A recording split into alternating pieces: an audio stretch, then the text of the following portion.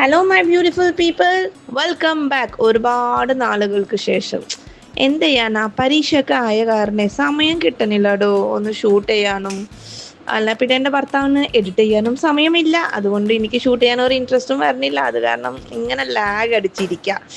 അപ്പോൾ പിന്നെ പിള്ളേർക്കാണെങ്കിലും പരീക്ഷ, ടയേർഡ്, സ്ട്രെസ്സൊക്കെ. അപ്പോൾ ആ സ്ട്രെസ്സൊക്കെ ഒന്ന് റിലീഫ് ചെയ്യാനായിട്ട് ഞാൻ ഇന്നലെ ഉണ്ടാക്കിയ സംഭവമാണിത്.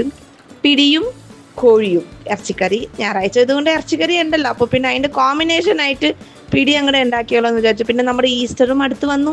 അപ്പോൾ പിന്നെ അടിപൊളി പിടിയും കോഴിയും നമുക്ക് തുടങ്ങാം. ആ പിടി ഉണ്ടാക്കാനായിട്ട് ഒരു മാവ് കുഴയ്ക്കാനായിട്ട് തിളച്ച വെള്ളം വേണേ. അപ്പോൾ ഇതിലേക്ക് ചെറിയുള്ളി, ജീരകം, വെളുത്തുള്ളി ചതച്ചത് ഇത് കുറച്ച് വെള്ളത്തിൽ ഉപ്പിട്ടിട്ട് നന്നായിട്ട് തിളയ്ക്കണം. അതായത് ആ ഉള്ളിയുടെ ഇതൊക്കെ ആ വെള്ളത്തിൽ ഇറങ്ങണം, ജീരകത്തിൻ്റെ. പിന്നെ വറുത്ത അരിപ്പൊടി, തേങ്ങ ചിരണ്ടിയത് ലേശം, പിടിക്ക് ആവശ്യമുള്ള ഉപ്പ്, ഇവയെല്ലാം ഇട്ട് നമ്മൾ ആദ്യം ഇത് നന്നായി മിക്സ് ചെയ്യുക. പിന്നെ നമ്മൾ തിളയ്ക്കാൻ വെച്ച വെള്ളം ഉണ്ടല്ലോ, അത് ഇതിലേക്ക് ഒഴിക്കുക. അതായത് നമ്മുടെ ഇടിയപ്പത്തിന് മാവ് കുഴക്കില്ലേ, ആ ഒരു പരുവം കേട്ടോ. നല്ല ചൂടുണ്ടാവും, ശ്രദ്ധിക്കണേ. ഇത് നന്നായി മിക്സ് ചെയ്ത് വരുമ്പോൾ ഒന്ന് കൈ പിടിക്കുന്ന അളവ് ചൂട് നമുക്ക് കിട്ടുമ്പം ഇത് പിടിയായിട്ട് ഉരുട്ടി ഉരുട്ടി ഉരുട്ടി എടുക്കണം.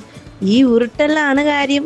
ഇത് കുറച്ച് അധിക സമയം കൺസംഷൻ ആണ്. കാരണം ആ ഒരു ഷേപ്പിൽ കുഞ്ഞി കുഞ്ഞി ബോൾസ്, പെർഫെക്റ്റ് ബോൾസ് ആവണമെന്നില്ല, എന്നാലും ഒരുവിധം നമ്മൾ ഒപ്പിക്കണ്ടേ.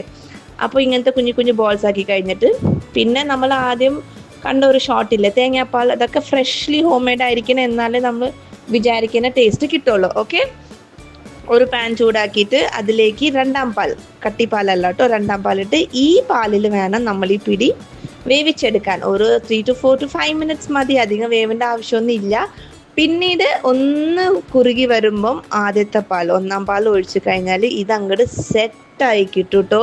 ലേശം ഉപ്പും കൂടി ഇട്ടാലുണ്ടല്ലോ അടിപൊളി പിടി റെഡിയാണ്. പിന്നെ ഇതിൻ്റെ പേരാണ്, ഞാൻ തേങ്ങ വറുത്തരച്ചിട്ടാട്ടോ കോഴിക്കറി ഉണ്ടാക്കിയ കിഡിലോസ്കി സംഭവമാണ്. എല്ലാവരും ട്രൈ ചെയ്ത് നോക്കണേ. ഇനി അങ്ങോട്ടേക്ക് വീഡിയോസ് ഇടാൻ ഞാൻ ശ്രമിക്കും. തീർച്ചയായിട്ടും സപ്പോർട്ട് ചെയ്യണം. Love you all, by.